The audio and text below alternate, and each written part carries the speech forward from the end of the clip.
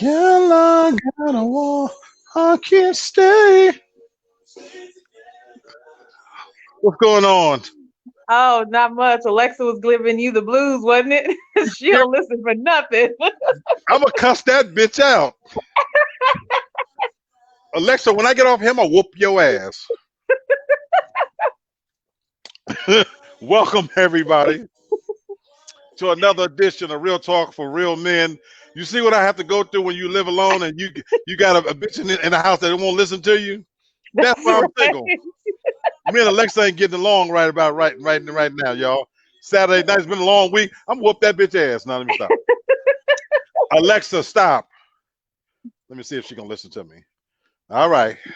Now, how you doing this evening? I am here, glad to be off. It's been a gloomy, cold day, a movie watching kind of day. Absolutely, yeah. Um, We in the throes of winter now in most parts of the mhm, country for sure. And so yeah, uh, here we are, yeah. another Saturday, another edition of Real Talk for Real Men.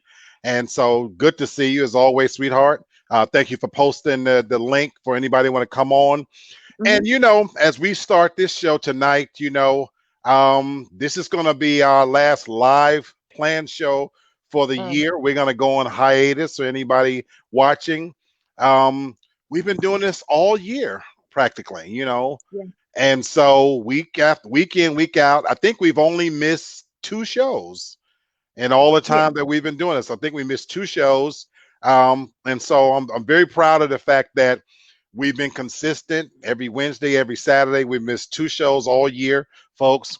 But it's been great to be able to meet. This has been a trying year, as everybody know, with COVID-19, the economy, all kinds of other things going on. And so to be able to join and meet with you guys every week, it's been fantastic. Tasha, I want to thank you publicly again for being a part of this, being my co-host. I've loved every minute of seeing you. If I can't see you in person, this has been the next best thing. And I think we've grown a lot, and in Mhm, terms of the subject matter, we made some new friends. mhm. I think we've made some of old friends, closer relationships. So it's been fantastic, you know. I agree.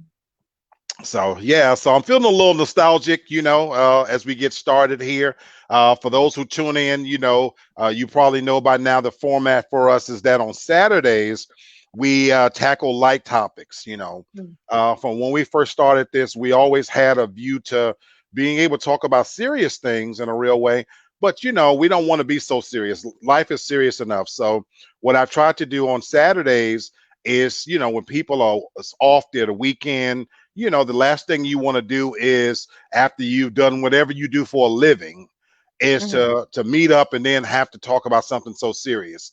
So on Saturdays, we've tried to make the topics more lighthearted, a little bit more fun, and that's going to continue. So tonight, of course, we're going to talk about, have a little fun game of would you rather. So we'll get into just some interesting questions we'll throw out there.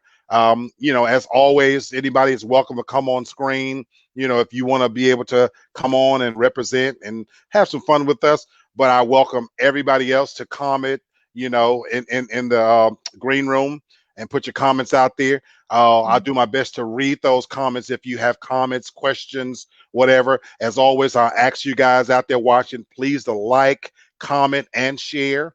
You mhm, know, this is being broadcast not just on Facebook, but also on YouTube.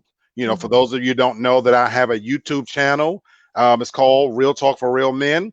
I invite you to pop in, like, comment, and share. Um, I haven't loaded all of the videos on there just yet. There's a reason for that.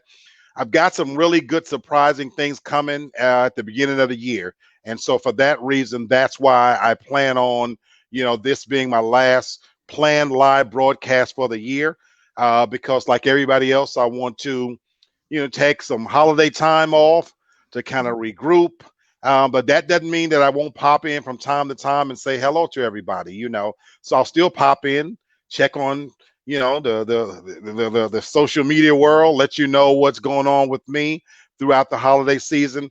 But I just wanted to give everybody an opportunity to enjoy their families, to kind of, decompose and decompress. So welcome, Candace. Thank you, sweetheart, for coming on again.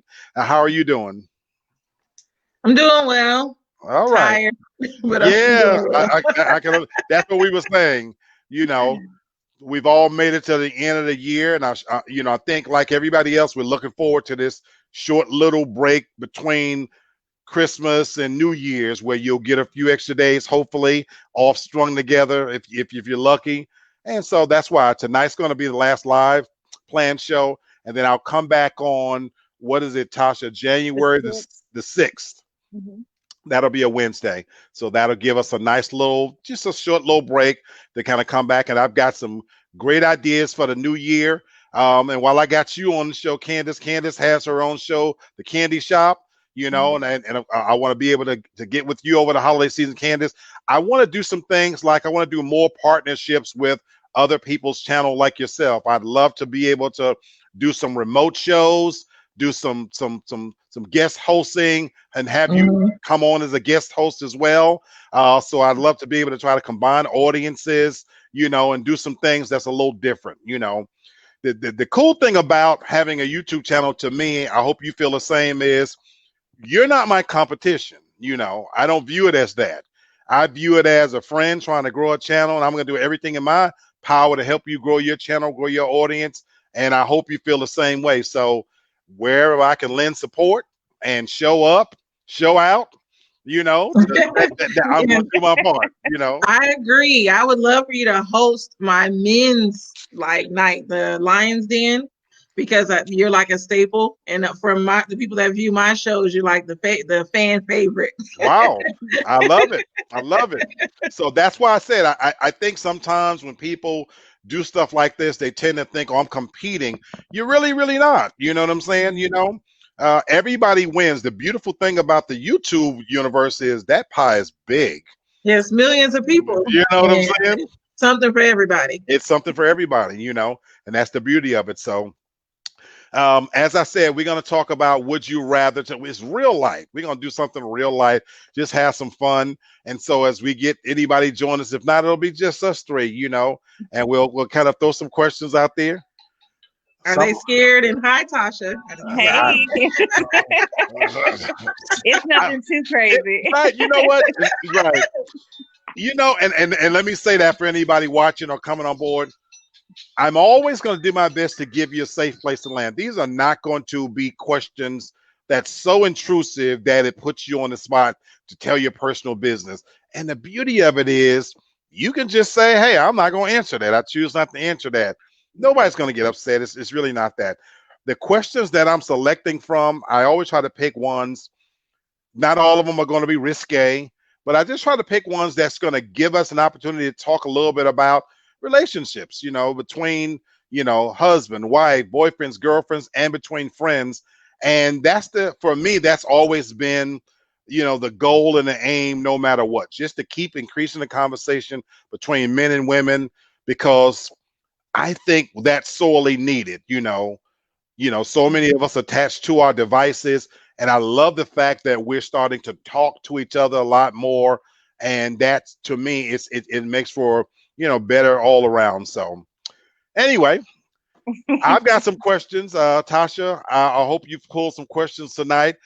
Candace, if anything comes to mind, you've got a would you rather question, please feel free to throw it out there. So being a gentleman, I'll offer you ladies the first opportunity to post a would you rather question. No, I don't have anything. Not yet. Yeah, I don't have anything either. Okay. I've got one then, so I want to throw this out there. Would you rather have an excellent relationship but terrible sex, or have an awful relationship with incredible sex? I'd rather have an excellent relationship, because I've been in those situations with incredible sex, and then the person, we have crazy fights. So no. Okay. I like my peace. Okay. Questions, as you say that, did you always feel that way, or have you got to the place that you feel that way now? I feel that way now. Okay. As a grown woman, a mature woman, that's how I feel. Right, right. Tasha, same question. That's a hard one. Do I have to be in the relationship? Can I just have incredible sex? No, no. The beauty of this is that's the cool part. You gotta make a choice here. Hmm. I would say right now, I don't even need the relationship. I just want incredible sex. Just what I need right now. That's all that, unfortunately, right now, that's all that I feel like I could give right now. There's nothing else that I don't feel like giving that much right now to anybody. Oh wow. Okay. Yeah. Okay. Help me help me to understand how you got to that point that you can say that. I would say I feel like I have a lot to work on with myself before I could fully take on and put into what I think is required in a relationship to be able to fully commit to that. And right now, I just don't have that type of energy to give my all to someone like that. Wow. So just I'll take the bad relationship as long as the sex is good. I'll put your ass out. You know, I respect that, which is a nice segue for me answering it.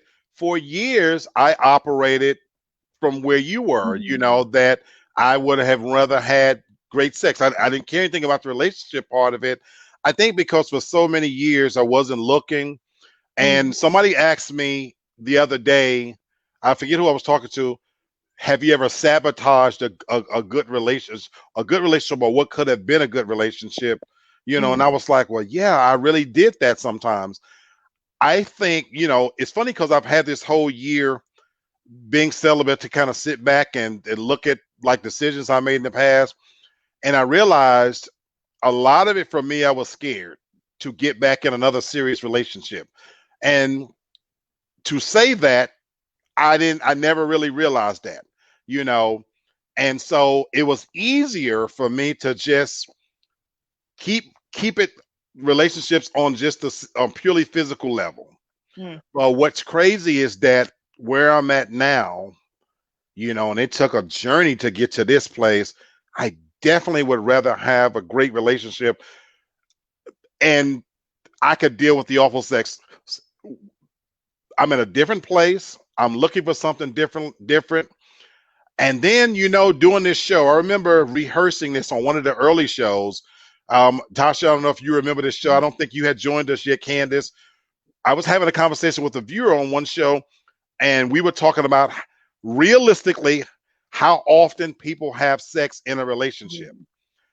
And I think there's some misconceptions. You hear guys all the time talking about, I'm gonna do this and I'm gonna do that. And the reality is, when I did the research, in an average relationship, couple wise, and I mean, Candace, you have to say this because you might be above average or whatever, but it was talking about in an average relationship, it's really like, you're lucky if you're getting it 2 times a week. And that's even in the best of relationships, because when people have to work and if there's children involved, you just, first of all, you just don't have the time, believe it or not. And then once you've been together for a while, it kind of naturally tapers off anyway. Is that accurate?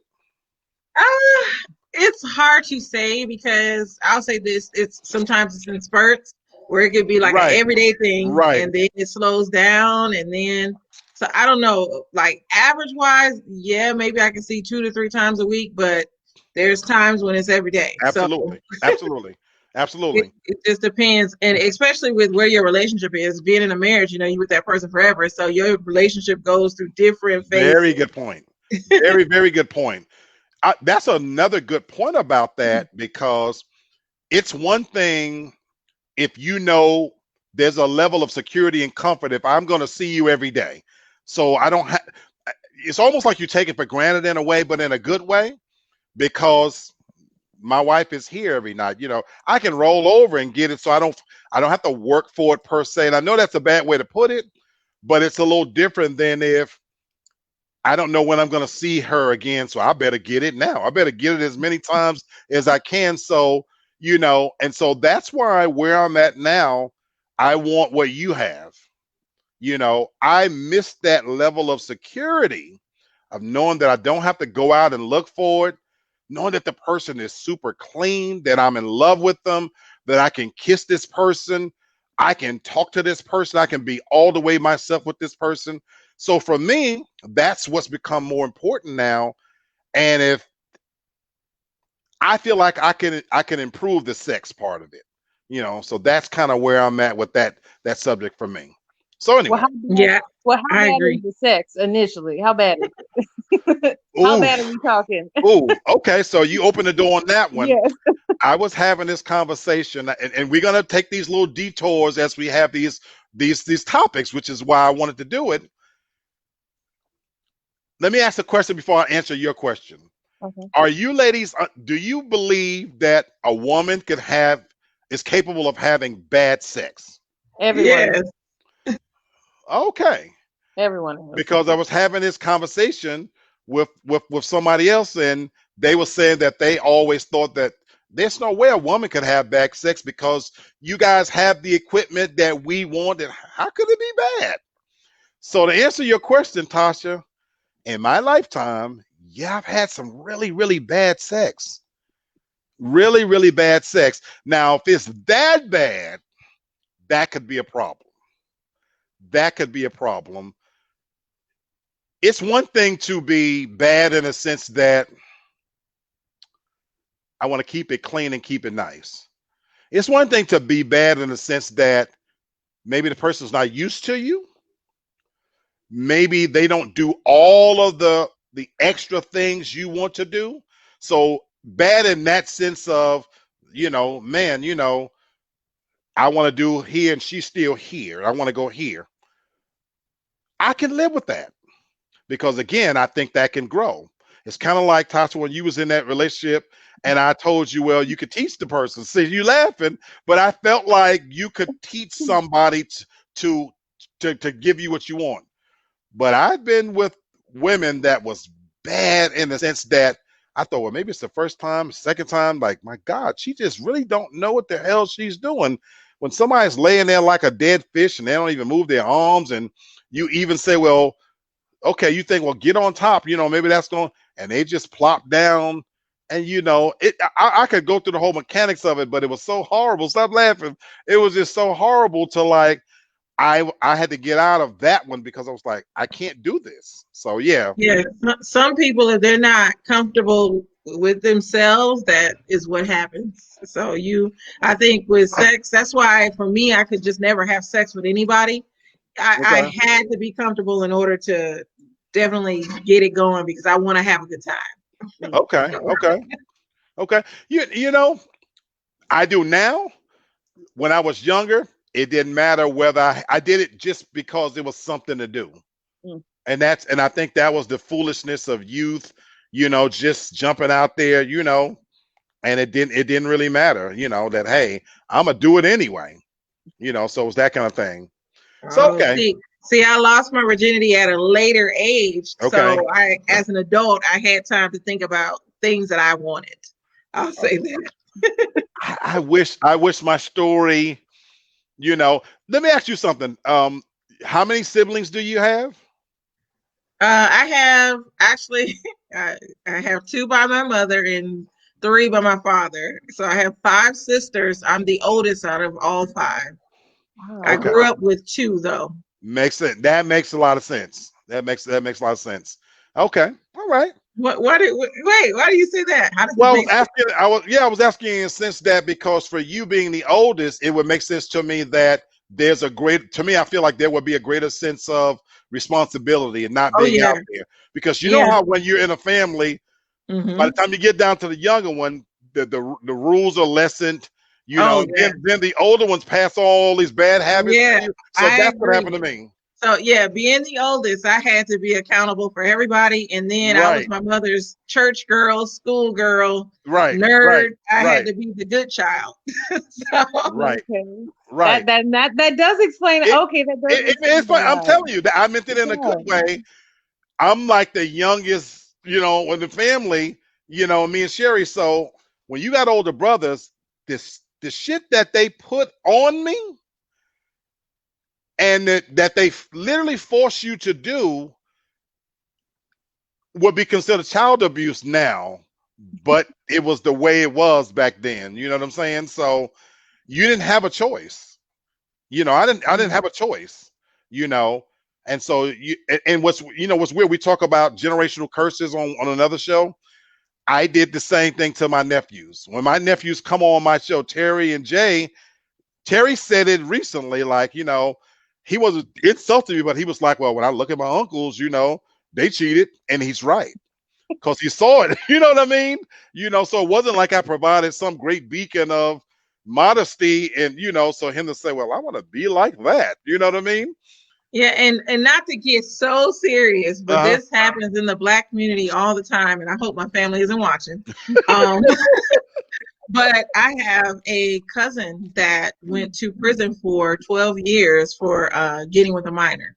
And through that, he learned, because he had to go through counseling and all that because of that situation. Mm-hmm. And he learned that his father, well, my uncle, which would have been his stepfather, basically didn't care about him bringing chicks to the house. My other uncles didn't care. It was all about how many chicks you can have and all this and that. And that was what made Black men relevant in our community.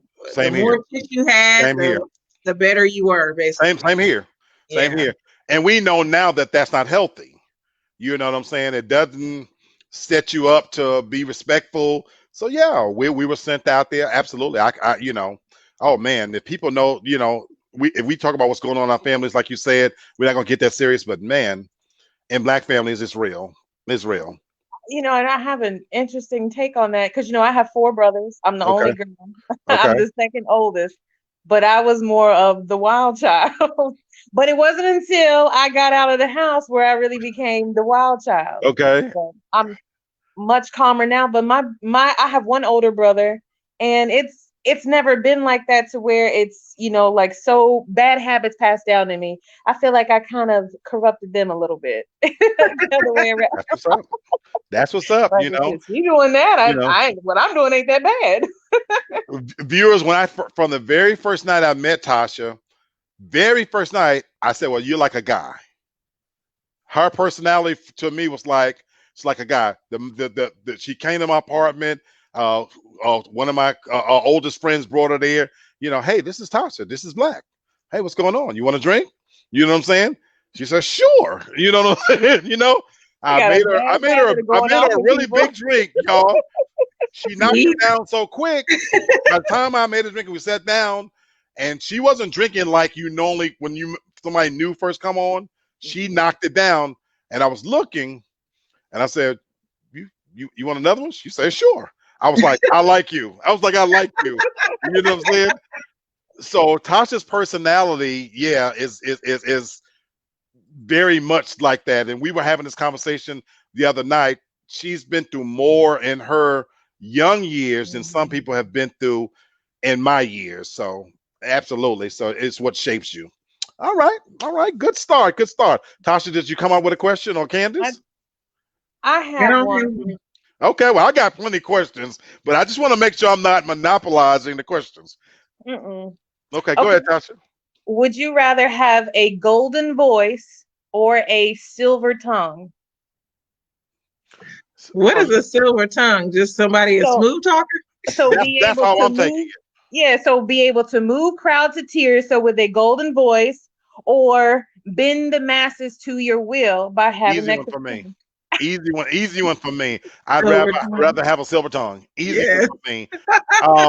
And to answer that question even more fully, I'm gonna share something with you guys. Growing up, you know how we all have our little friends groups we run with or whatever. So Tracy said he'd rather have a golden voice. Tracy, you're gonna have to explain that. Tracy, you're gonna have to explain that, because I gotta hear this then. I would rather have a silver tongue. I was never the good-looking one amongst the friends. Never the good-looking brother. Out of all my brothers, I'm the worst-looking one. And even when I ran with my friends, don't imagine me now. I was real skinny, long arms, really big nose, really big lips, nicknames, And so for me, I had to develop other traits and characteristics to be able to hold my own within that peer group. So for me, it was education. I was a smart kid, I could play sports. And so where the smarts came in is I was always able to talk. So I remember having those friends where they could pick up people because of how they looked and how they could play ball. I always had to be able to talk. And of course, as I got older, to answer your question now, even now, Tasha, oh my God, yes, I'd rather be able to talk my way into situations and influence people with my words instead of singing. For me. I agree, because a smooth talker is charismatic, and charismatic. If you look at Obama is charismatic. Yes. And so my smooth talking, because I'm a smooth talker at times as well, has gotten me promotion after promotion at work. I interview well. So even though the singing can get you famous, I'm not trying to be famous. I'm more trying to just move up the corporate ladder, and the smooth talking help. So I agree. Tasha, you said golden voice. I would. And I'll say this, the reason being not for fame either. The reason being is because those voices don't come along too often. And it's sometimes where you just hear someone's voice. Okay. It could be just that can evoke that emotion from you. Okay. And not everyone possesses that ability. There's tons of singers, but not everyone has that ability. Very true. So that's why I would want to have a golden voice. That's true. Very true. Very true. I wasn't looking at it from that standpoint. So of course, let me ask the side question. Mm-hmm. This is taking us, on this topic then. Who for you said there's very few people who have that voice. Mm-hmm. Who for you has that voice musically for you that is unmistakable, undeniable, and moves you? Who is that for you? I would probably have to say Yolanda Adams. Really? I would. It doesn't matter, whatever song, it will bring me to tears. Really? Yes. Okay. Anybody else? Yeah, mine's is Stevie Wonder. I feel like because he doesn't have his sight, for some reason his singing, that's his strongest sense. Right. So he moves me every song. Ribbon in the Sky. So that's male, but female, I have a lot of female, but as of right now, I like Leandria Johnson. She's lovely. I love Leandria Johnson. I love Leandria Johnson. Welcome, Dee, to the conversation, sweetheart. We're playing Would You Rather. I agree with Tracy. Everybody who knows me, R. Kelly is my favorite artist, but he's not the golden voice. I love his writing. It just speaks to, the freak in me, so to speak. But Whitney Houston, I go back even now and I play old videos from Whitney Houston, and it makes me want to cry. Her voice, I could put Aretha in there too. Aretha has that voice. You cannot imitate Aretha Franklin. Let's be clear. I agree. Her voice is so distinct, you cannot. But even Aretha, I get chills saying this. Whitney Houston at her height, before the drugs took over, her voice, you know how you say Yolanda Adams make you want to cry? I get chills listening to Whitney Houston. Her pipes was something else. I mean, it was something else for me. So anyway, Daracel, jump in this conversation. So we're going to ask you the question first. Would you rather have a golden voice or a silver tongue?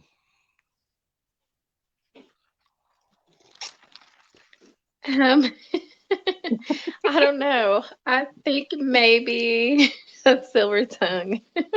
Why? Okay, for you, why? You coming in late, so I gotta hear this.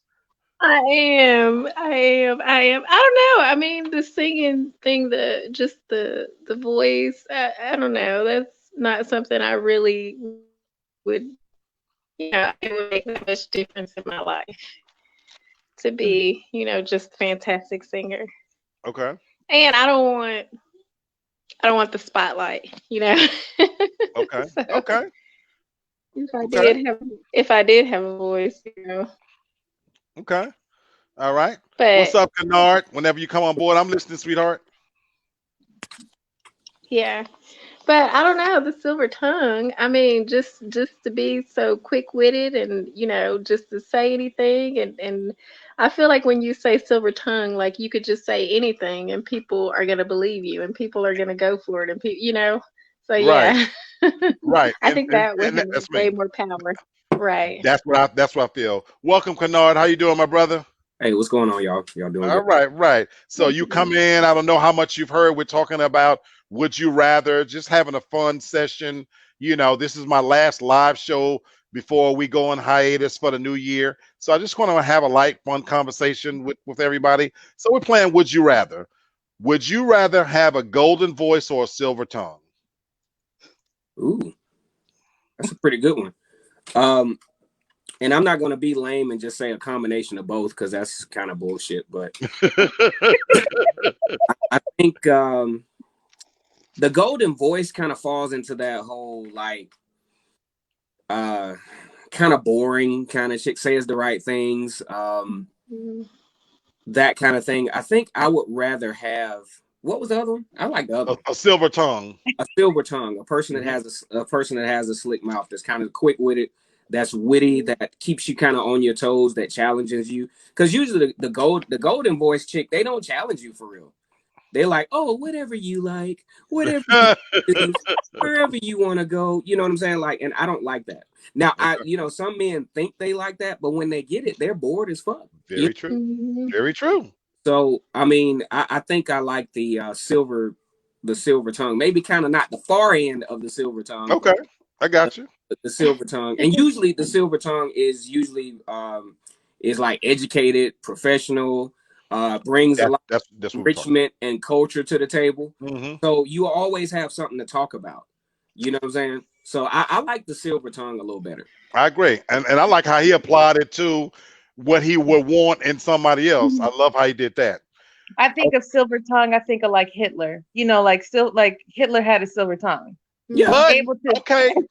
you might be right, but here's the thing. So whenever somebody says that, you might hate the person, but you can't deny he was a good orator.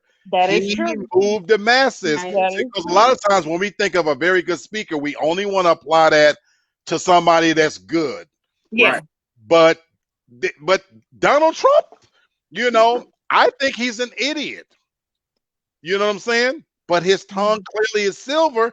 They love everything that's coming out this man's mouth. I remember when he was running for president, he said, he looked in the camera and he said, I could shoot somebody on Fifth Avenue and still win the election. When you have that kind of power to say that and get away, he said, I grabbed them by the pussies and they didn't even care. They didn't even care. What I liked about, I'm not going to say what I liked, but a really cool marketing strategy from Donald Trump. And I knew this was one debate where it was he and Hillary Clinton. Hillary Clinton is coming in with the story about what you can do and her experience and her law degree and all this other stuff.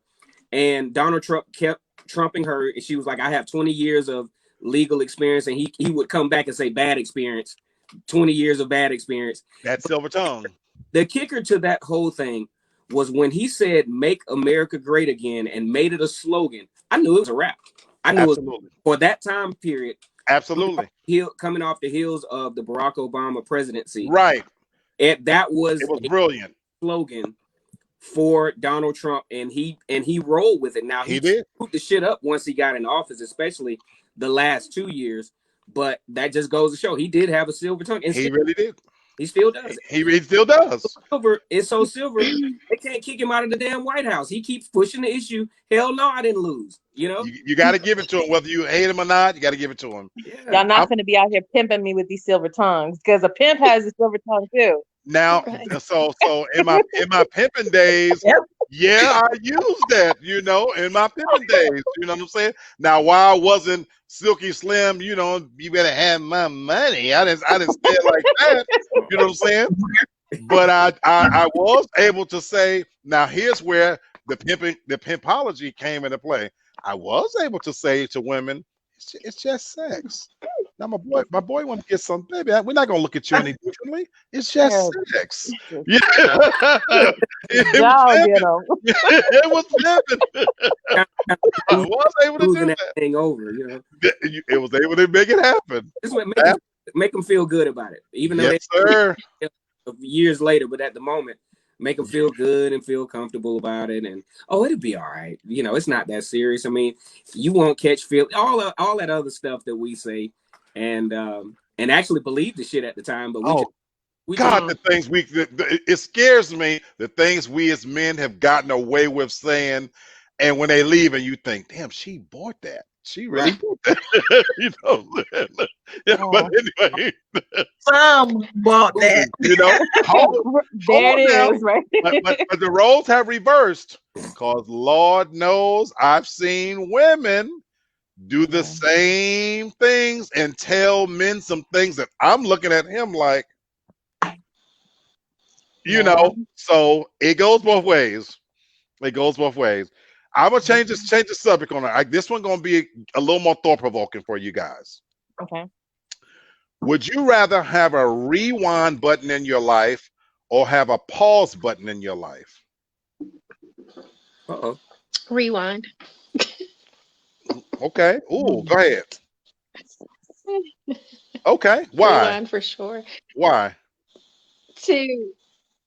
Are we completely starting over, or are we going back with the knowledge that we have now? How I want to see how you process it through. Well, I Tracy would says like pause. I would like to go back with the knowledge that I have now. There's a lot of things that happen, choices I made, people that I would skip around, or Okay. things that I would have done differently. I've had some people in my life that I probably mistreated that, I would have handled a little bit differently. So yeah, Okay. I rewind, but yeah. Okay. I would like a pause button, because there's times in my life that I want to, like good times that I want to just remain. So I'd rather pause it at that time to experience that and then unpause when I'm done. So pause. Choices that I made, I guess for me, they shape me. I wouldn't be me without them. So that's why I would just want the pause. Okay. Okay. Tasha or Kennard? Okay, I'll go. I would say, can I fast forward? No, I'm just kidding. No. That's not a choice. That's not a choice. No. I would definitely say rewind, and like Dee said, go back with the knowledge that I have now, because there's a lot more that I would raise 7 levels of hell if I could rewind. I would. Tasha, do me a favor. Since you said that, talk about what you told me. That was last night, I think. Why are you saying that? This was so fascinating. Why she's saying that? Why you say you would raise 7 layers of hell? When I first got out on my own, I was, freshman in college. I was going to University of Memphis.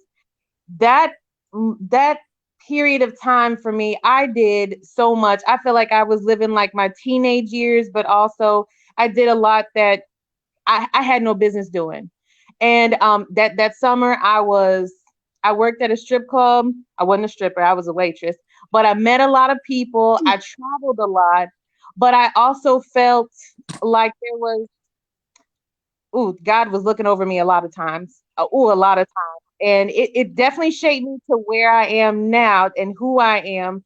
But there's still so much that I go back where I'd be like, damn, like I should have taken a chance then. I should have done more then. I should have experienced more. I should have just went off with this person and seen what happened. Right. We were having this conversation last night.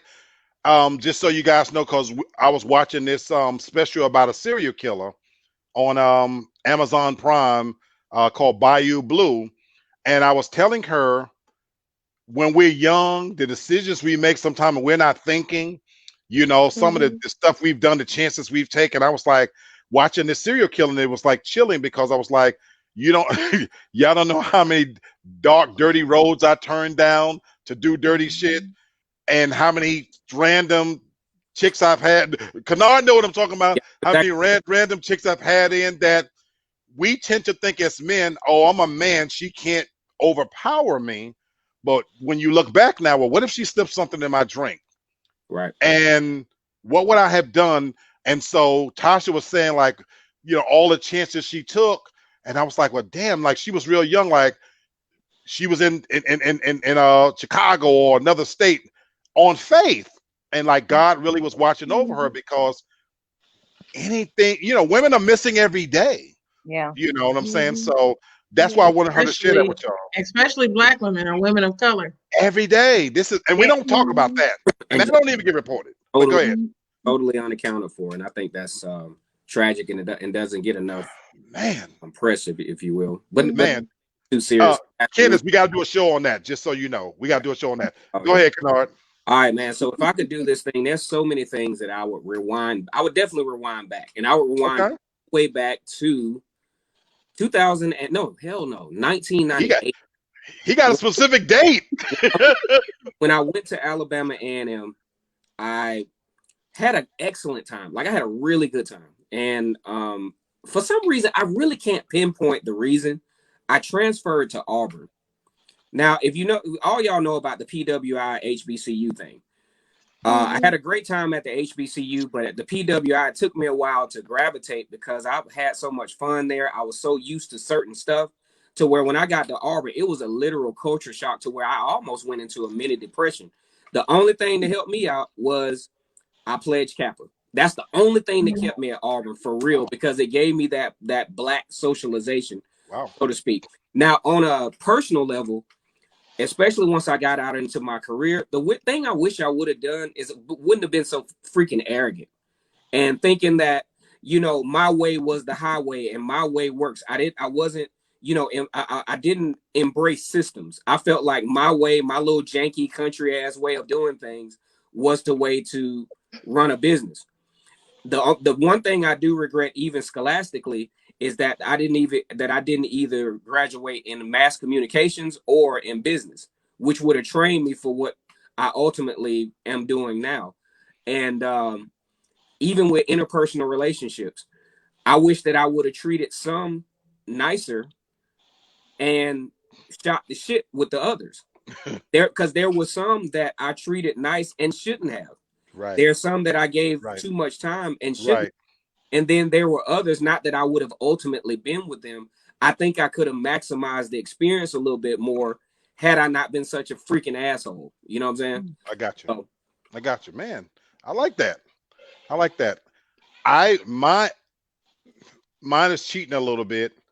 Like Candace, I'm okay with whatever mistakes I've made, whatever decisions I've made. I actually love who I am, and saying that I love what I've been through to get me here. All of the experiences, the good and the bad. I'm a happy person, believe it or not. I guess if I could change one thing about myself, I wish I wasn't fat. You know what I'm saying? But you can change that. And I can still change that. But I'm just saying, if I could wave a wand, I wish I was more fit. You know what I'm saying? But you can wave a wand and get it done. Now, I don't know about that, but with damn technology, boy, you can get that shit fixed. That's what I'm waiting on. I'm pissed off. You can send motherfuckers to Mars, make a pill. So I don't have to do nothing. But I'm okay with what got me here. But like Candace, I wish I could go back. I lost 2 brothers to HIV and AIDS. Mm-hmm. And I left home when I was 17 years old. In my wildest dreams, I didn't realize the time that I would miss them. Growing up, you don't think they're going to be gone. You're making decisions as a young person to go out on your own and do something. And here I was married. And we found out that my brother Paul had HIV, was married, and go home and watched him die. Stayed for a year, watched him die, gave up my house. Michelle went with me. We took care of Paul, literally watched him die. We moved to Memphis, and almost 1 year to the day, we found out that Al is HIV positive. It was such a tremendous strain on my marriage, on my family. And so I didn't move back to New York, but I did a lot of back and forth, and I was, Al's proxy, this and that. I wish I could go back and we said knowing what we know now, and spend more time with them. Everything I am, everything about my personality comes from those two brothers. Right. Everything, a lot of people don't know my whole story. I would probably describe myself as a sophisticated thug. On the left, I'm educated. I love ballet, museums. I love to read. I read constantly.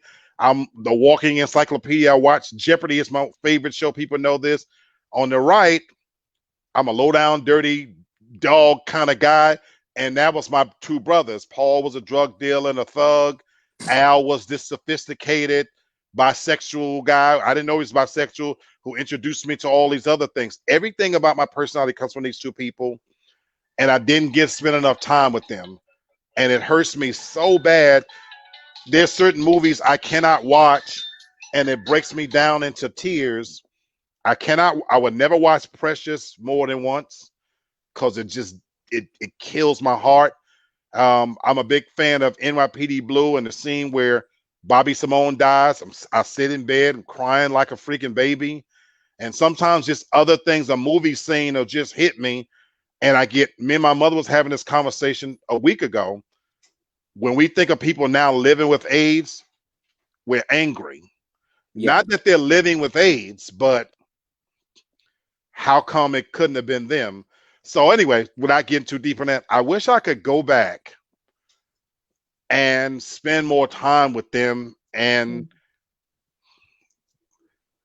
pause time. Yeah, and that's why I say it's cheating, because a little bit of both, and it hurts. Anybody who tell you that it goes away, it doesn't go away. Right. It does not go away. It doesn't ever go away. Yep. And the bad part about it is it stays mysteriously like in your subconscious, to where these folks appear in your dreams, and they, you know what I'm saying? Like, say for instance, my grandmother, so to speak, she'll just pop up out of nowhere and pop up in a dream. And I'm like, oh, but that's one thing about the subconscious mind, is those things are implanted so far and deep in them.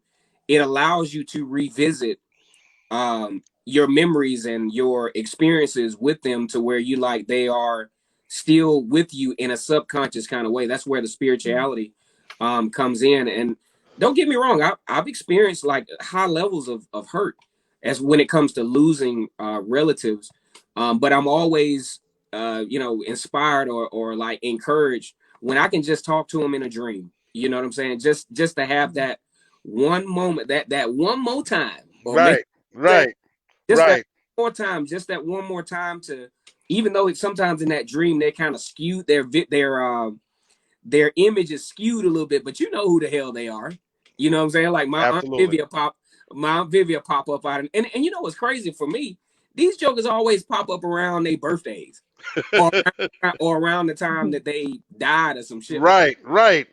Out of nowhere, I hadn't even been thinking about them, and they just pop up, and I'm like, come on now. But it's always a beautiful experience.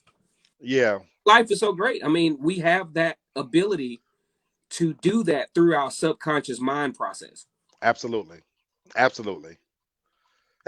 Okay, so I'm gonna change the subject. Yeah, it's that people don't know. It never goes away.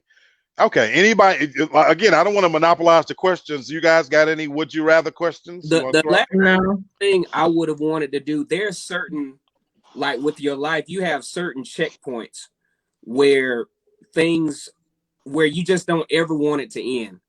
And there's several checkpoints in my life that were like that. One was 2003. When I love that you have dates. This is hilarious to me. This is what I experience every day with him. Okay. When I was at Tuskegee University as a security officer, that was the most fun post college that I ever had in my life, because I had went to the neighboring school at Auburn, and then going there, and it's like, oh man, if I could experience that again, if I could pause a little bit, I'd do that. The next checkpoint. But you didn't remember me. And I was at Tuskegee at that time. Oh, I guess I was too nerdy and too lame at that time. And then the next time was 2006. I had just started working at Enterprise. Thought I had it going on. Had a little money in my pocket, a new car. That was a great period. Then moving to Albany, getting that promotion was a great period. So there are checkpoints in your life to where you can go back and like this whole Bible thumping stuff. You can just go back and count it all joy. Like, man, my life really wasn't that bad. That's how I feel. I do. I do. I really do. All right. Fantastic. Okay. Anybody got a different question? I do. Shoot. This is kind of interesting. Would you rather have everything on your phone right now, browser history, photos, messages, everything on your phone right now, made public to anyone who Googles you, or never use your cell phone again? Easy one for me. Me too. Easy one for me. But right now, you said right now. Yes. You said right now. No, Black. No cheating because you just got a new phone. No cheating. I got a new phone today, but okay, no. I'm not going to say it for that reason. You happen to catch me at a time in my life where I'm not even doing any dirt. So I could care less. You know what? Me and you say this all the time, Tasha, when we're talking like, damn, if the NSA is listening to our call, they'd probably be like, they're crazy as hell. Because we're talking about welfare and drug abuse and all kinds of shit in our conversations, But the truth of the matter is, as far as my texts and messages, my phone on Facebook, you know how they give you those friend suggestions on Facebook? And they got a lot of women on there who I guess are prostitutes or whatever. Yeah.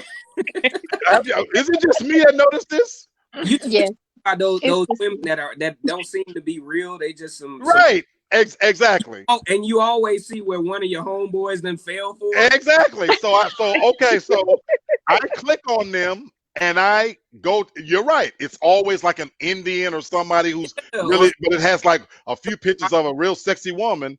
I download and save those pictures to my phone. Why? But I'm gonna tell you why. I use them as screensavers. I load them into my picture folder. So when my screen is up on my screens, I like for nice looking women to just pop up. And sometimes when I'm in bed, I share it with my TV and I'll sit there for hours and just look at.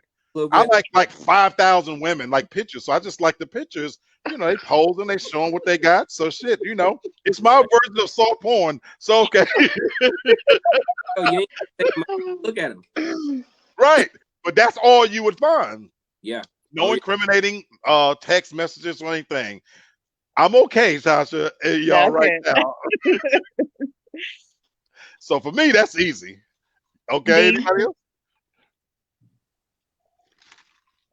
I would rather not use my phone again. Yeah. That's right. Well, listen, I'm married and I don't do any dirt in that sense, but I'll be looking at some freaky stuff on my phone. Okay. It may be a little shocking. Okay. No. Okay, I got that. I thought you was going somewhere else. So that's more. And then some of the things that I order, I probably wouldn't want people to know that stuff either. Gotcha. I have a pretty extensive play drawer, if you know what I mean. So Okay. Kennard. I mean, there have been some times even like, okay, I can go through stages of the different phones that I've had, right? There are some that, okay, I'm just gonna have to get rid of the phone. I mean, I can't talk to nobody. All I can do, I'm gonna have to get rid of it. Once I got married, in the beginning, it's like, when you're because I got married at, what was I, 30 something? I was 30 plus. I can't remember the exact age because I've been drinking a little bit now. But you're so accustomed to living a certain lifestyle to where you have like, you're used to communicating with chicks, whether it's friendly, whether it's not friendly, or whatever the case may be. So over time, I had to phase a lot of that stuff out. And there are some things that, you know, kind of sort of halfway came up that I'm not necessarily proud of, but the experience made me, you know, a little bit better. And I think it made me a better husband, to be fair. But at the same time, yeah, the phone can be an incriminating thing. There have been phases of the phone hood that Okay. look, I should have locked that thing up, or I should, or I just should have been doing the shit. Period. You know what I'm saying? So that, Right. Well, I would rather not use my phone. yeah. So you know, I mean, because it's a lot of crazy shit, and even with the you know, even with stuff that you search for, you know, you go like Daracel said, it's a lot of stuff. If people knew you search for that kind of shit, they'd be like, oh, okay, all right. So is this what we doing? So I feel so good now that I feel so good now. Oh my God. Well, now, this isn't. I want to say something entertaining. One of his searches was Alicia Keys with her ass. yeah, oh yeah. Come on. What is it? Alicia Keys with an ass? What was it, Candace? A light-skinned woman with a fat ass? No, it was Alicia Keys with an ass. Oh yeah, because it came up on Wow. No. Wow. it came up on YouTube. It came up on YouTube about Alicia Keys and I was like, well, shit, I'm gonna go check this out. Not on no bullshit, but just for entertainment. Right. Well, he saw in my phone that I like women trimming, and he didn't like that. And I, Women trimming. What is that? Rubbing your pussies together. but once I really like got out of my feelings about it, I was like, okay, well, that's cool. But look, I'm a pause real quick. I'll be right back. I need to check out this Alabama versus Florida game. I think Yeah. Roll Tide. Listen, Wow. when y'all get a chance, search Nelly naked. Oh, You can thank me Let me later. write it down. I need to. yeah. No, just do it right now, Candace. Yeah. That's for audience. That's for the women. That's for the women. Clearly. I would say I would never use my cell phone again because there's not only picture, not of me. I don't take pictures, but there's enough dicks in here that should be on Pornhub in my phone. But also, I think about messages that I wouldn't want some people to see if I'm talking about them. You know what I mean? So I wouldn't want them to see that. Okay. So Okay. You know what this has taught me? This little question. I've been really good this year. yes, you have. I've been really Better good. than us. Yes, I have. Yes, That I also have. should tell you about women in general. There We you just go. nasty. Always a spoon. Y'all are way worse than I am. Shit. Man, okay. All right, I got one. Would you rather relive your first time having sex or your first time kissing? Neither. You gotta pick one. So, And now my child is in here. Oh God. My first, like I said, I was the oldest, so I had to experience everything late. The same year that I got my first kiss, that's when I lost my virginity. So I mean, damn, doesn't matter. damn, who does that? You know what I'm saying? Well, I was trying to be. I was raised in the church. We were Kojic, and I'm the grandchild of a preacher or a pastor actually. So I had to be good, and I lived by that. And so when my mother found out I lost my virginity, she was like, "I can't believe you. I thought you were waiting till you were gonna get married." Right. So, but I would relive my first time because that guy, I used to love R. Kelly, and he was like R. Kelly. Okay. Okay. For the next person to answer, Tracy, and Tracy, why don't you come on camera with this? Because you always got a lot to say. Tracy gonna say kissing. He said the sex had an odor which woke my sister up. Damn, Tracy. Repeat that. He said he'd rather relive the first kiss because the sex had an odor which woke my sister up. Oh wow. How bad can it be that the odor gonna wake you up out of your sleep? Man. Tracy, you know better, bro. Them draws could stand up by themselves. Can I ask y'all, you a question, Freddie? Why do y'all do it with the woman with an odor? I don't get that. Me neither. Because at that time, Tracy vouched for me, it's still sex. I can't do it. I with wish no I could give you a man. better answer. I wish I could give you a better answer, but at that time, it's still sex, and you're not gonna turn it down just because it smells bad. Well, I'll say this as a woman: was I'm not one going with a stinky man. If I go down there and Right.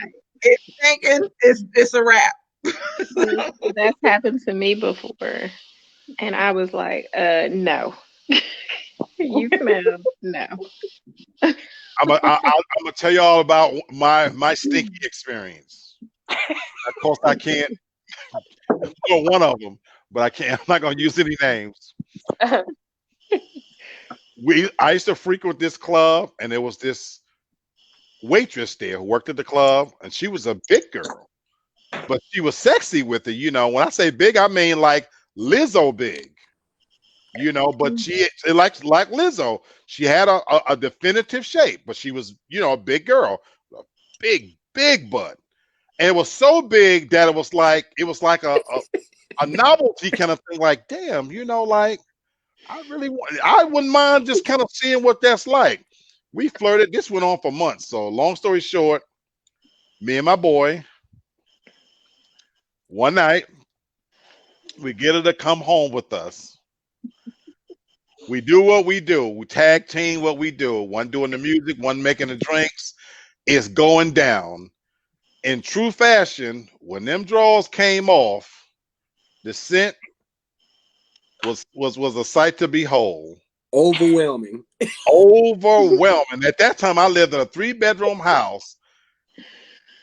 What makes it worse, he went first. Ooh. Mm. That is so gross. When we let her go, I had to open up every window in my house for a few hours. Mm. Kennard, don't you got a story like that? Ooh. Kennard has a story like that. Yeah, I remember. Now, see, the bad part. Can y'all hear me? Oh yeah. Yeah, the bad part about this is this was during that one of those little periods that I told y'all about, the little 2006, that little odd pause. But there's some stuff, you know how you skip through parts of the movie? You know, this part I would have skipped because, one, I had absolutely no business doing this. Not because I felt like I was better than this chick, but anybody that I talked to about this found this absolutely hilarious. So I was working at Enterprise. It was this girl that came to come and rent a car. And of course, you know, Enterprise with people that come in and out, it's easy to kind of, you know, fix or whatever. So this girl, she was big, thighs rubbed together. You could see the little crevices in the back of her legs. It was, you know, those little what do you call them? Those dimples, all that other bullshit. So yeah. Cellulite. Oh yeah, tiger paws, all that stuff. Tiger stripes, all that nasty shit. But anyway, okay, so we exchanged numbers. As a matter of fact, one of my co-workers, I don't know why he called this a hookup. Like, hey, I'm a set you. Like, man, this chick is horrible. I called her, and it's like we started talking on the phone, and I was like, damn, she's pretty cool. So next thing you know, we going out to it was this little club in Montgomery called the Rose. We going there on karaoke night. I mean, we sitting there exclusive, like we, you know. I'm thinking we're friends, but she probably thought it was a little bit more than that because I was a super nice dude. I wasn't rude like that. Okay. We going to the karaoke nights, and then man, we messed around, and I had never been to the Shakespeare Park or whatever in Montgomery. We went there, and I'm like, okay, this now y'all don't start laughing and shit because we weren't about to be in no relationship. Now that ain't what we were doing, but it turns out we wound up having a sexual encounter, is what I'll call it. And when I tell you, when you have sex with somebody, you shouldn't burp after because it's so nasty. You know what I'm saying? Oh, It was oh, really nasty. It was to the point where um I was not all the way aroused. This was one of those situations where you just doing, just like Lee said early in his video, you were just doing some shit just to be doing some shit. And she didn't stink, at least, but it was a very bad experience. It was funny though, because when I told my homeboy about it and I showed, he's like, why the fuck did you do that? Like, you don't even have to do that. But I just did it because what the funny part was I had attractive women that I was dealing with.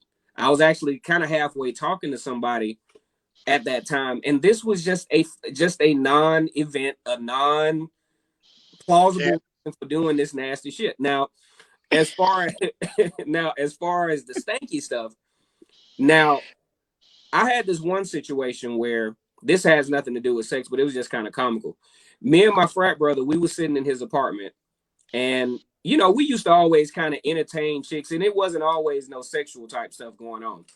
This one particular girl came over, and his apartment was probably the size of this square feet of the size of this part of the basement that I'm in now.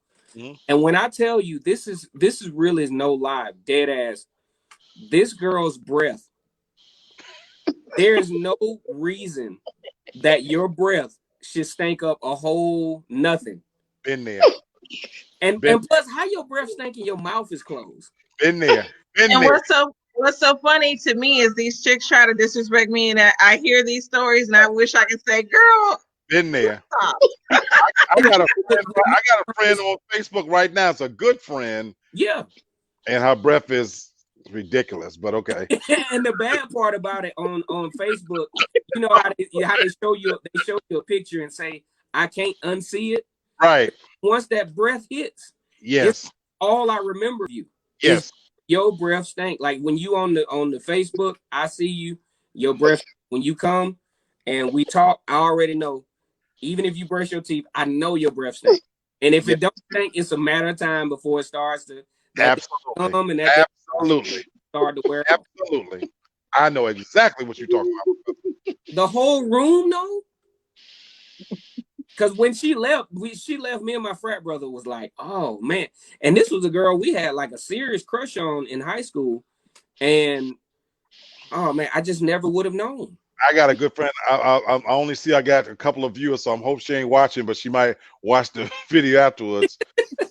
When we used to ride together, I used to have my face at the window. Oh, I got a cousin like that. Got the link. you can't. Matter of fact, like that. When you ride with him, you got to kind of roll the window down on the slide. Oh, yeah, I don't care if it's dead winter, you know. And she used to be like, "Oh, let the almost done the voice." Don't do that. Almost did the voice. She was like, "Let the window up." All right. Okay. I can't breathe. I like a dog with my head out the window, like. Keep your eyes on the road because her breath stinks. Man. And you know your breath stinks. That's what I would think, you know.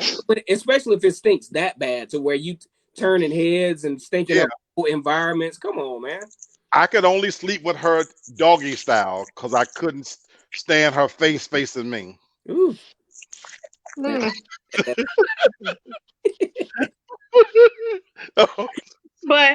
back to the question. I already answered the question. You got to answer the question now. Oh shit! I would rather redo my first time. Not that it was terrible, but I would pick someone else for it to have been with. Not that he was mean or anything. It was, you know, I was young, a little hot thing, 17, and you know, like he was 21, so I would have picked someone else. Okay. Candace, did you go? I did. Well, I don't want to redo my first time because I said he was like R. Kelly, so maybe my first kiss. Okay. Maybe the first kiss. But the first time, I'll admit it wasn't bad, and I got to choose. I'll tell this story, and I won't say too much, Kennard. But when I lost my virginity, I was in college, and all my friends were talking about being a woman and all this other stuff. So I chose who I wanted to have my first time with, and it was worth it. Even though he was a little bit more advanced, he was asking me to sit on his face and all that. I wasn't ready for that. Okay. Okay. Wow. Sir, I have to crawl first. He might have started late, but damn. He didn't believe I was a virgin, and that's the thing. Oh, my kids are screaming. As being the oldest child, of course I carried myself very mature because I had a lot of responsibility. So with choosing him, because he was the guy that was trying to talk to me, I don't regret it. Okay. I enjoyed myself. I'm Okay. not gonna lie. Okay. Mine is complicated, unfortunately, because my first time having sex, it was with my cousin. So I was 7, she was older, and so it would be by today's standards being abused, but That's I thought not it was, sex when normal. you're 7. That's something Yeah. Okay, so that Did doesn't count, you even right? have an ejaculation? No, I mean I was doing stuff to her. I was made to do stuff to her, but I thought it was normal. I thought this is what Right. normally happens. So I guess if we wipe that away, so that didn't count. So if the first time that even then, the first time I had sex where I intended to have sex, I didn't know what the hell I was doing. So for me, it would have been what I would consider the first kiss. The first girl I was truly in love with, Nikhil Torrance. I gotta say the name. I don't care. I don't care. I don't even care. You know, for years, it was Nikhil Torrance for years. Because again, I had sex. I was exposed to sex, so I was a nasty little boy anyway. But it was weird to have somebody like me enough to kiss me. Uh-oh. And that was, for me, that was it. Back then you played hide and go seek, the nasty version. You know what I'm Yeah, saying? and go hunch. Yeah. Yeah. Yep. A lot of people don't know about that. Yep. You fix it in the closet with the big hanging coats where you can hide behind. You can get your little feels in and stuff like that. So to have someone kiss me, it was everything. It was, and for years, even up until my adulthood, I measured every kiss against that kiss. I measured and it's weird because now as an adult, I tell people now, I haven't kissed a woman in years. I have not kissed a woman in years. I've had all the kind of nasty sex you can imagine, suck toes, eating ass, stinky pussy and stuff, and still ain't kissed a woman. But kissing someone is just out of this question. Bitch, don't you dare. That's too far. Way too far. Just saying, you know what I'm saying? It's for me, kissing is very intimate.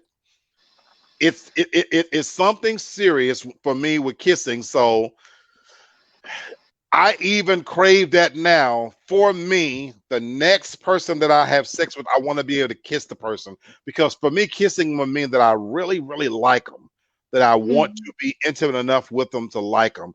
And that's what's actually been able to keep me celibate. Every time I've had little moments where I thought about breaking it, you know what I ask myself? Would I kiss her? And if I'm like, well, no, I don't like her like that, then I'm able to kind of fight it back, And so I don't know if that'll ever happen. It's a scary feeling to know that you might not find that again, but I want to be able to, be intimate with somebody enough to kiss them. You better throw caution to the wind and just stick your tongue down their throat. Yeah.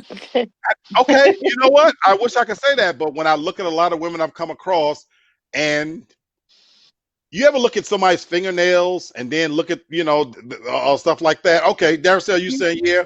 I guess because as a woman, do you look at a man's fingernails and whatever's his mouth, his shoes, whatever? Okay, so I look at a woman, I look at her mouth. Yeah. And so I look at a woman's mouth too. So if she's drinker or a smoker, and a lot of women I've come across, they're smokers, and so like if their teeth are kind of brown or they just got too much shit going on in their mouth, then I'm like, I'm talking to him, but I'm looking at the same time, and it's like Charlie Brown, wah wah wah wah, because I'm thinking she has a shitty mouth, you know. Right. So I can't do anything with. Or those ones that and they have the white buildup on the side. Ooh. You know what I'm saying? Like, yeah, you like, nah, that ain't happening. Nope. This mouth just extra wet for no reason. Yeah, Oh my the God. wet mouth. Did y'all see the post that I put on my page a few days ago about that whole thing? Oh, I thought it was the one you shared today. Yeah, yeah, but I put it on there yesterday, where Nasty. it's a Facebook exchange where the girl is saying she was eating the guy's ass, and he did it a little bit, so she ate it. Nasty. And she's telling that she didn't want to embarrass him, that, you know, she just pretty much swallowed it down because she didn't want to embarrass him. Why are you looking like that? Wait, what? He ate his ass, and what happened? She was eating his ass, and he shit. He started shitting. She didn't want him to be embarrassed, so she ate the shit. She ate the stools. Man, I wouldn't give up. That sounds like two girls in a cup. Right. And plus, they're in an intimate environment. Who would have known anyway? Like, don't. Wait, I gotta Exactly. She was justifying why she did it, that she was already there and he had done it, and she just figured, well, I don't want him to be ashamed and feel bad about it. Tracy said that's love. And I posted on the top of that, I said, this is real commitment. That's what I posted. I said, this is real commitment. She committed all the way. But I didn't mean it in the real way. Nah, that's bullshit. That's exposed. Literally. Because what if a guy is okay? What if it was the other way around and the guy was down there eating her out and she farted in his face? He know damn well he would have stopped. I've had that happen, but yeah, I'm pissed off. But I am pissed off at that point. You know, y'all know you're gonna get cursed at that point. What did you do? What did you do, Freddie? I cussed that bitch out. Hey. You know good well you feel a fart coming. It didn't just happen all the way. What if she does not like you doing that and you do it and that's what happens? Well, thank God I ain't never been doing it. She didn't like me doing it. My thing is, in this case, you knew it was coming. You could have stopped. You felt that shit rumbling up in your stomach. You gonna get pink eye. I'm telling you. Give her her password. Oh my gosh. It's crazy. Okay. This one's a good one, y'all, I think. Would you rather have no sex forever or no emotional conversations forever? So I'm going to twist it in the question a little bit. Which could you give up more? Emotions. I agree. Emotional conversation. Yeah. Really? It's a consensus amongst women? Really? Yeah. I need some pipe. That's the only thing that keep me from killing everybody. That is so true. That's why it goes back to the first question that you asked about having, a bad relationship with good sex. I would much rather have good sex. I would much rather have. That has got to be a woman thing. Tracy says no conversation. What you say, Kennard? You saying absolutely no conversation? Or the original question is, would you rather have no sex forever or no emotional conversations forever? I mean, no, we gonna have to get rid of the conversation. I mean, if that's what's on the table, because there have been plenty of times where sex was the freaking cure to the problem. Right. Folks are mad, they thinking something's going on and all this other stuff, and next thing you know, you go to the bathroom. Eating shitty ass. Yeah. you just say, fuck it. My husband calls it the attitude adjustment. Do you need a little attitude adjustment? I'd be like, yes, I do. You go from hell to having a. I like that. I like that. So yeah, we can get rid of and the talking to come back eventually, but we can get rid of it. You ain't never got to say a word to me. Mm-mm. We can text.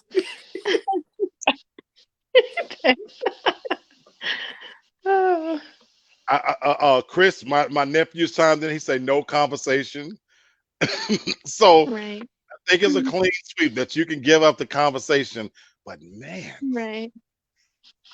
yeah, okay, that's Mhm. probably a clean sweep there. Okay, again, anybody got any questions they want to throw out there? Yeah, okay, I have one just to follow up on that one. Would you rather be with someone who never argues or someone who never hugs? Never argues. Say that again. I didn't hear it. The question. Would you rather be with someone who never argues or be with someone who never hugs? For me, never argues. I detest arguing in a Right. relationship. I grew up in a very volatile home life. You know, 11 kids. My mom wasn't a Jehovah's Witness at that time. So we heard all kinds of stuff. I vowed as a kid that I wouldn't have that in my house. So even in my marriage, we never argued. There was never any yelling, no raising of voices or anything like that. Disagreements were pretty lame or tame, as you might say, you know. Um, and so even girlfriends I've had, I don't do arguing. I've broken up in relationships because I don't do arguing. I never got the sense of, for some people, I guess maybe it's an aphrodisiac, it's a turn on, you know, to get the energy up and then you screw afterwards or whatever, you know, it's a complete turn off to me if I got to argue with you, you know, so I like quiet and peace in my house. So, you know, yeah, no arguing whatsoever, you know. You don't have to be extra affectionate to me either, but definitely I can't deal with the arguing. Anybody? Go ahead, Candace. Oh, I agree. I don't want any arguing. I it's just I like peace in my home, so that's why I would go with that. That's all I have to say on that. Okay.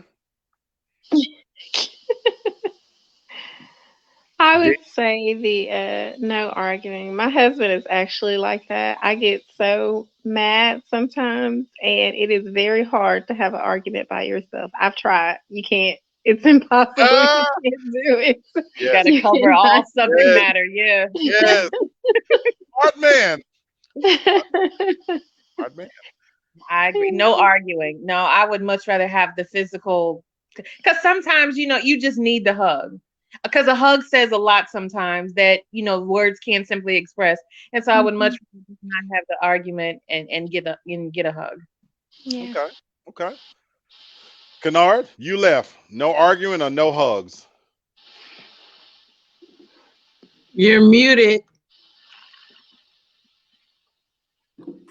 All right, what was the question? Would you rather have no arguing or no hugs? Hugging is a kind of an occasional thing anyway. Hugging, arguing tends to be more of you argue about shit and then you say stuff that you didn't mean and all this other stuff, and it has like longer lasting effects. So I would rather, now this Candace will say that this is funny coming from me because I can be a debater and argumentative type person. That's only because I want to say what I have to say.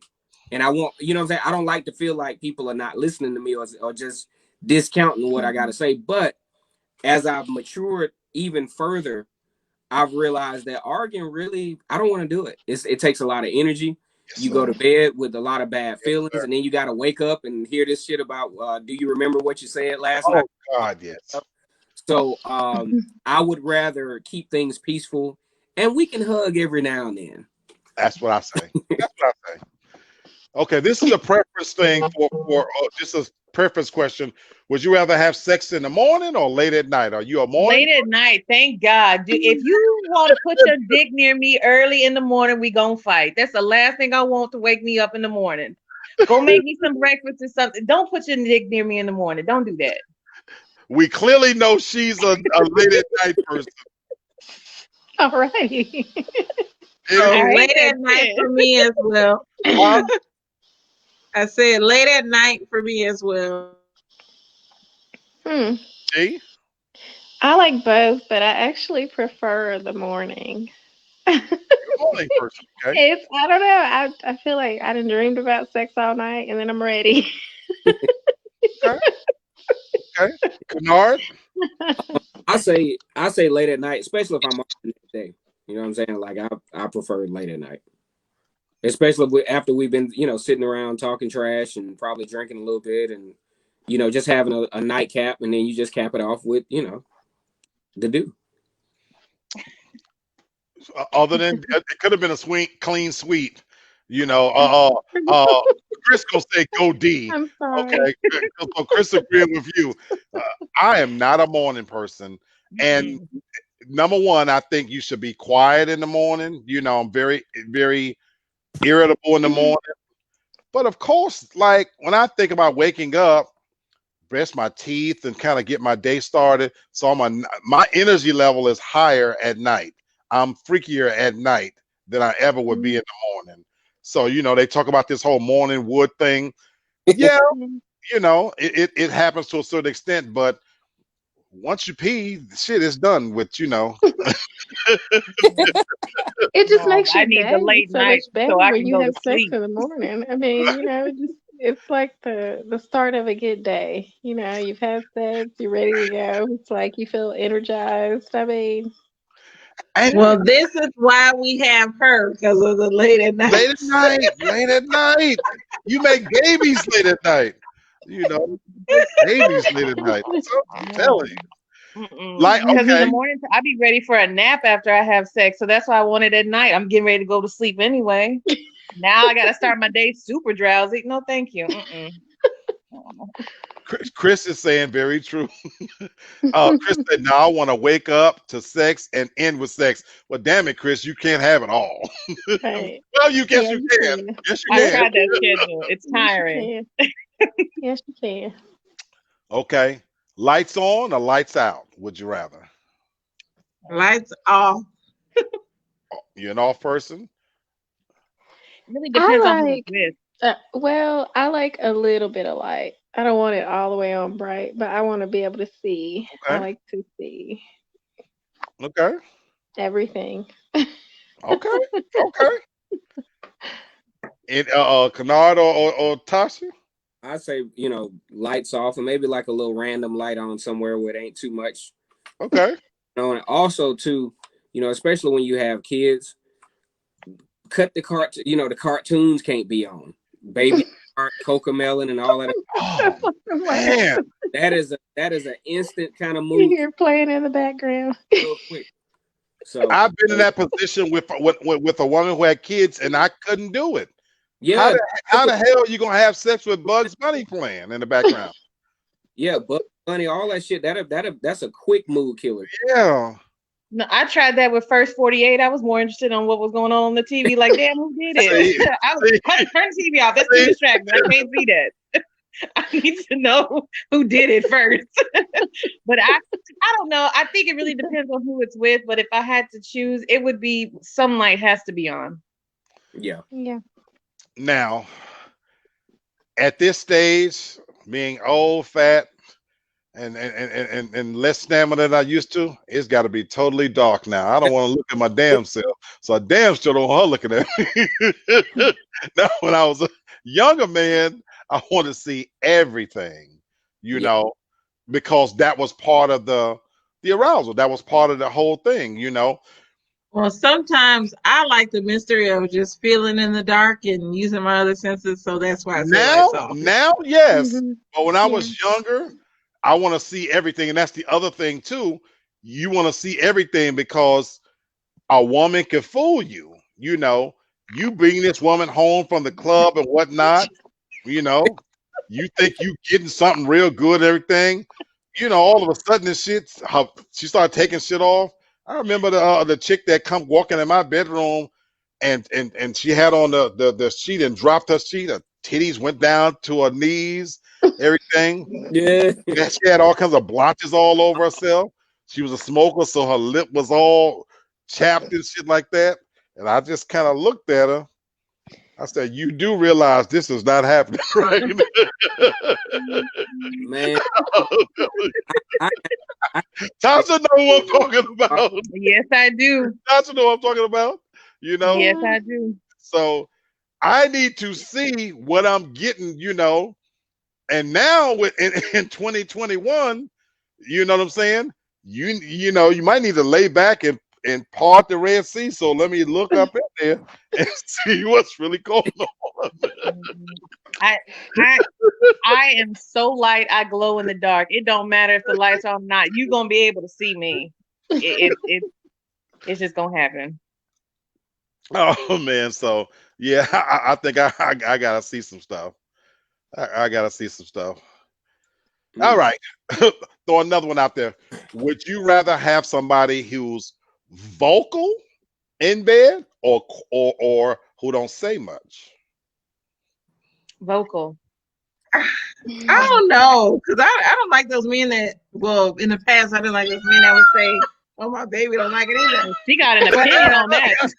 The baby got an opinion. I didn't like I didn't like the men that would say, whose is it? And do all that talking that pisses me off. Okay, so that's interesting. Okay. Tracy says vocal. Tasha, you say vocal. Yes, because I want you to talk dirty to me. Call me a slut. Call me whatever. It don't matter. Talk Every to me. man don't know how to talk dirty, though. Yeah.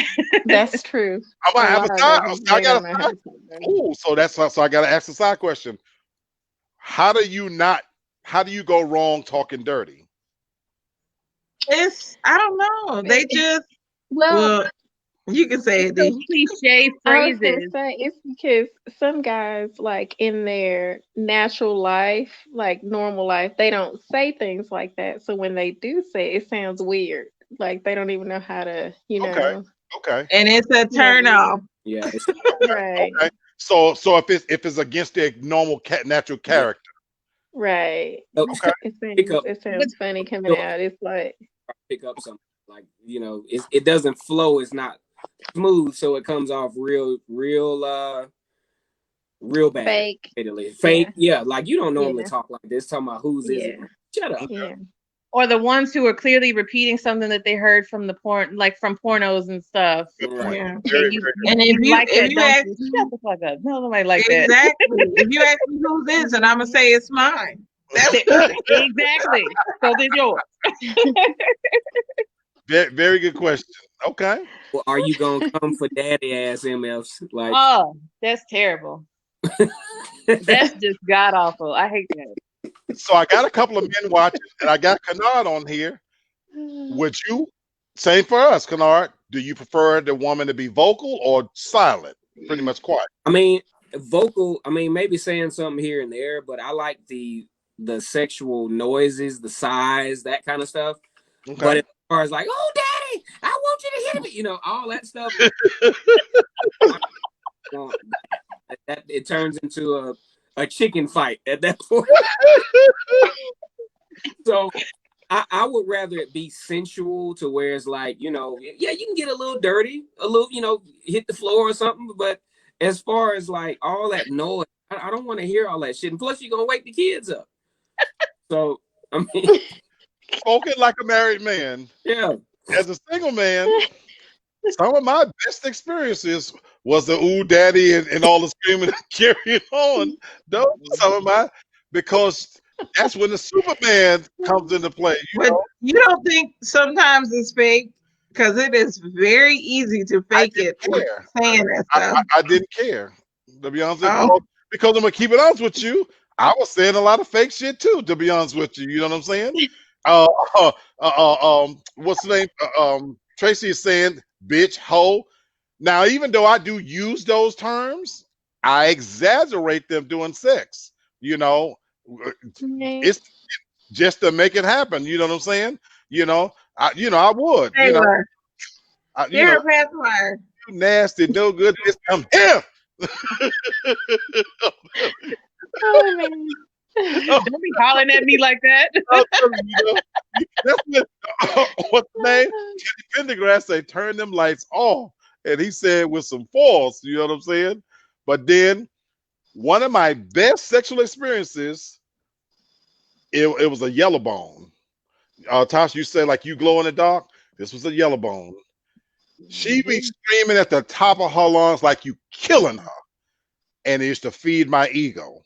I don't know if she was faking or not, but it was one of the best experiences. See, I'll say this. I'm not going to scream at the top of my lungs, but I know another language. So I'm going to talk to you in that other language. See, that, I'm going to tell you ladies something.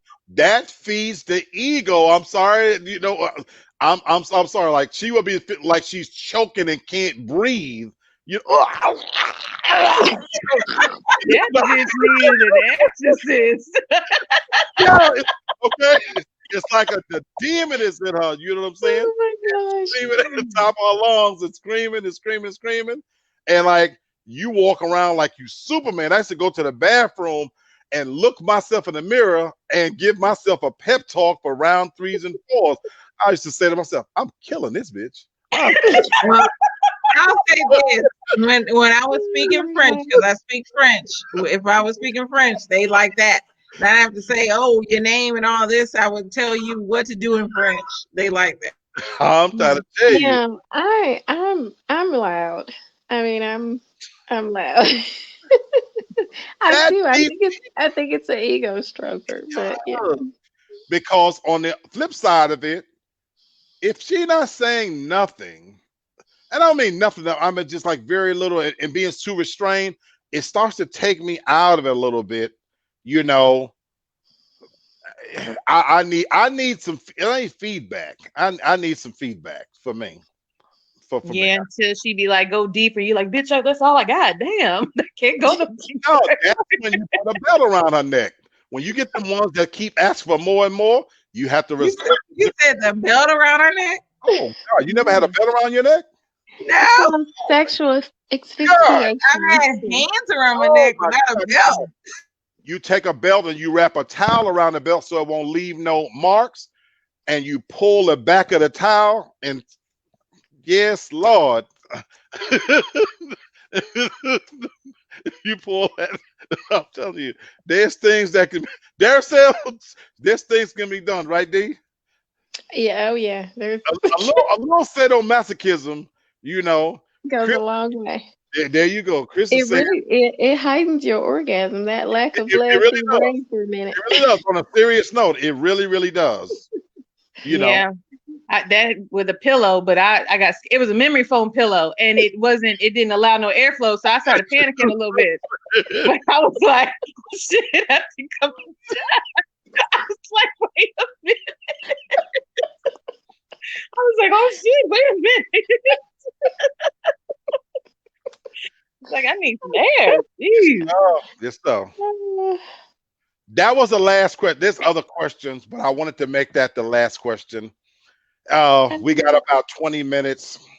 I said at the top of this show, we're going to take a hiatus. We're going to take a little break for the Christmas holiday, and we're going to come back on January the 6th. But I wanted to make this show for tonight fun and just have some fun.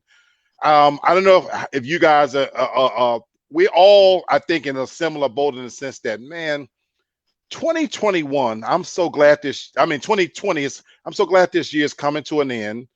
I know we'll be starting 2021 still dealing with the pandemic and stuff, but I like to believe that we're on the horizon of a better year. We know that we're getting Trump out of office. We know that we're getting some kind of stimulus check. Whether it's 600 or 1,200, you know, I got that money earmarked to replace my living room furniture. So I'm looking forward to starting the new year fresh. Mm-hmm. And this has just been a great experience, though, doing Real Talk for Real Men all year. And so I wanted the last show for the year for us to kind of just have some fun. And it's a beautiful thing that I've had the same familiar faces. I hate that I didn't get my sister Sherry on tonight. But I wanted to just, you know, use the last little time to thank you guys for real.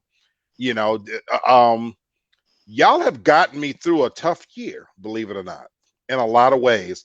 I made a decision early on at the beginning of the year to change where I was going with myself in terms of relationships. So when I started the show, so it's been so therapeutic to talk to y'all. Y'all just don't know. I've had personal conversations with you guys individually, all of you, including Candace, including Kennard.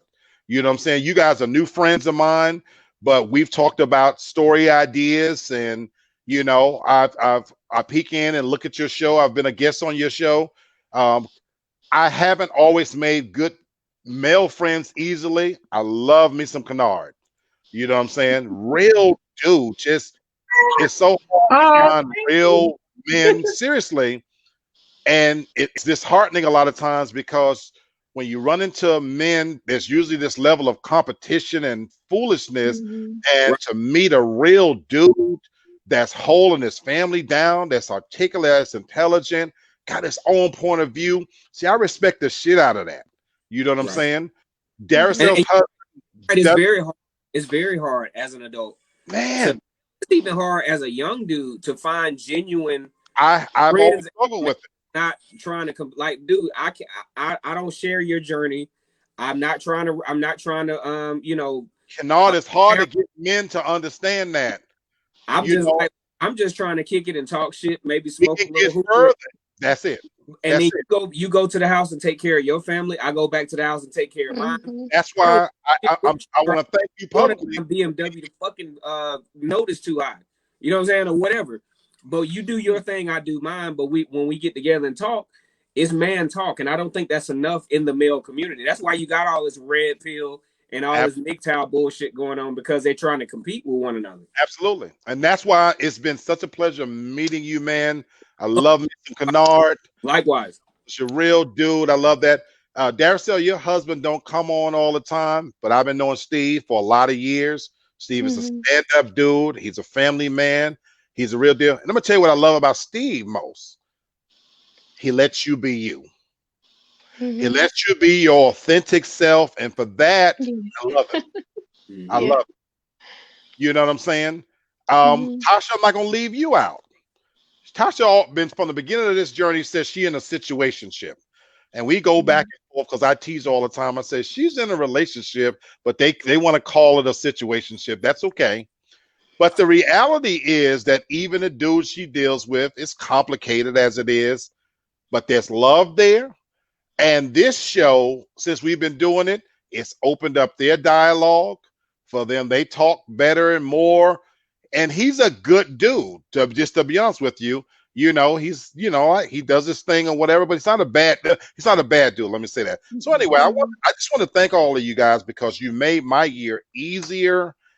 I have looked forward to coming on here every week and being consistent because I genuinely feel if I don't do this show that I'm missing something, and it's become a part of my everyday routine. So I want to thank you guys. So I just want to use this last little time to tell you I got some stuff in store for you guys for the new year. Candace, I don't know if you remember who Raheem was at AIU. I don't. Okay, he has his degree in that technical field. He hit me up and he said I hadn't forgot about you. He asked, "Was I married to the logo?" He's doing some things with the show with the logo. Coming in 2021, we're gonna revamp, rebrand. I've got some really good ideas about things I want to do it different. I never wanted this to be just talking heads. I love everything we've done. We've got a solid format where we've got people that come on. You guys are all different. And so I'm gonna be reaching out to you over this holiday weekend. Can I invite you to get prepared for 2021 because I've got some good ideas to make the show even more interesting, to make it even more different. Believe it or not, I sleep on this shit. I think about this shit. You know what I'm saying? So I was telling Candace at the top of the show, I want to partner with her more so that we can do some guest hosting because it's not a competition. I don't say to myself, I'm competing with Candace's show. No, I want to see her show grow. If she gets big as shit, you know what I'm saying, and has me on, that's only going to help me. Yeah. You know what I'm saying? So it's not a competition. we are supposed to be supporting each other. And so that's the kind of way my mind works. So I just kind of wanted to let you guys know that that's why we're taking a little bit of a break. And I want everybody to be able to enjoy their holiday, to take in this last freaking week and a half of this year. Hold your families. It's been a long year. And the fact that we're all above ground, you know what I'm saying? And intact after this year, count your blessings. So I wanted to say that. I didn't want to let time run out and be rushing to say that. So that's where I feel about it. So Tasha, did you want to add anything?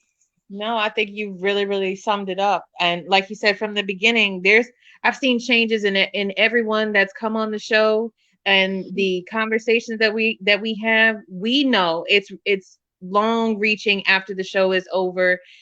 It is really, for the people who are participating, it really is, I think, helping a lot of people.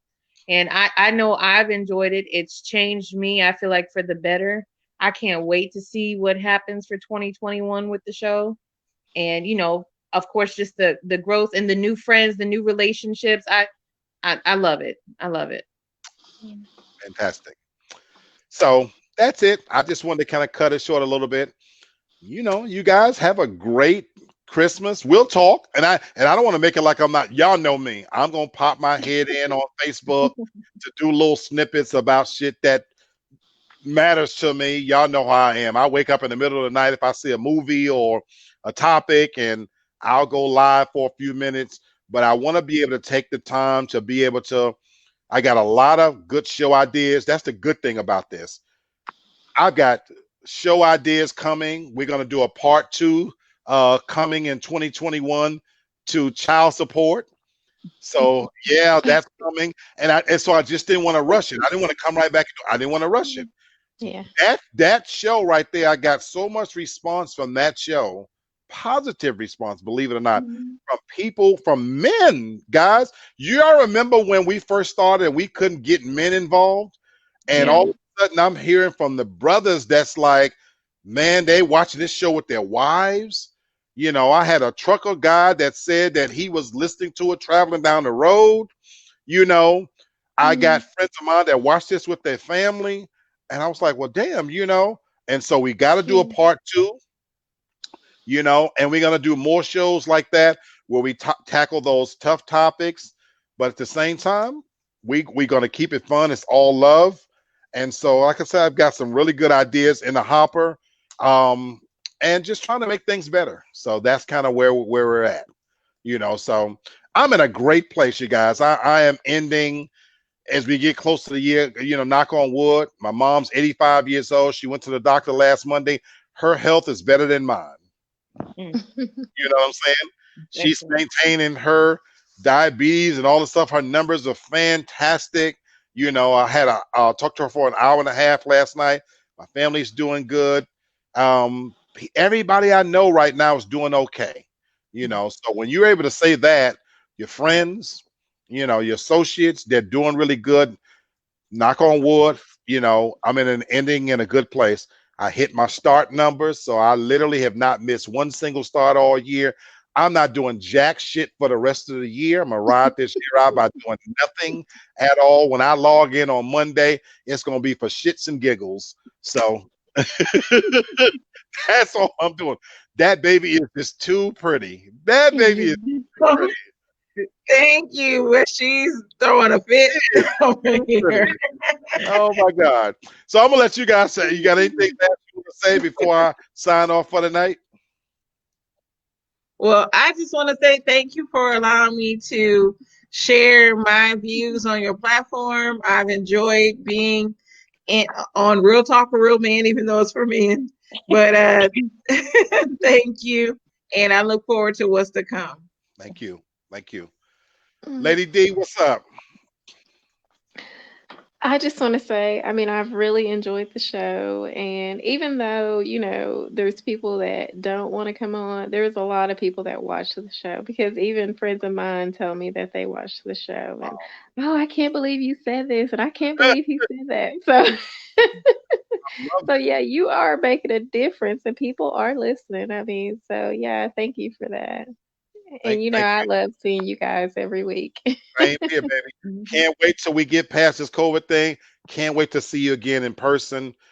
You're if Candace say I'm one of the fan favorites on her show, D, you're one of the fan favorites on this show. Mhm. The men was on one hand pissed off with you, but at the same time, they gave you your respects because you held your own. You did back down one bit. You held your own, and for that, the respect factor was through the roof. And they were talking about how all of you guys had different opinion, and it was discussed in a real way. So I love that you always your authentic self. Don't change one bit.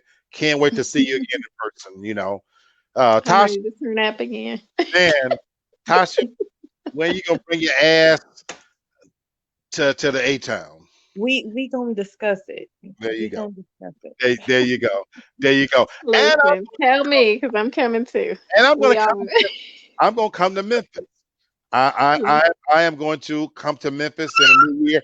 When the new year roll around and my days kick back in, where I have personal days, I'm gonna pop up in Memphis, and we're gonna. That's why I said I'm gonna do the show remote. I've got some ideas to make it a little different, so I'm gonna pop up on you as well. It goes both ways. Coming to Yeah. see you, Big Mac. So Bring absolutely it Well, on. let me know when y'all are in the A because right. I'm ready to turn up. Yeah. Man, absolutely. We got to get together. We got to get together. And Candace, we all live right here. So, we got to do something, So, Yeah. anything I have, you and Kennard, y'all fam now. Y'all fam now. So, for sure. So, anyway, that's all I really got, folks. So, enjoy the rest of your Saturday. Enjoy your weekend. We'll still be talking, of course, Candace, we're going to have to exchange numbers. I got your Yes. yeah, but we gonna be saying something. So I'm gonna reach out to you on Messenger, and everybody have a good night. I love that little baby. I love that little baby. She's adorable. I'm usually not a baby person. She is too cute. Thank you. But she's feisty. But I love that. That little fat cheeks is just killing me. You need to put on commercials. Y'all need to get her and do some commercials or something.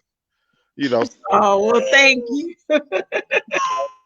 I'm gonna watch the last like Kennard. I know where Kennard is at. He watching that Alabama game. That's where I'm headed right now.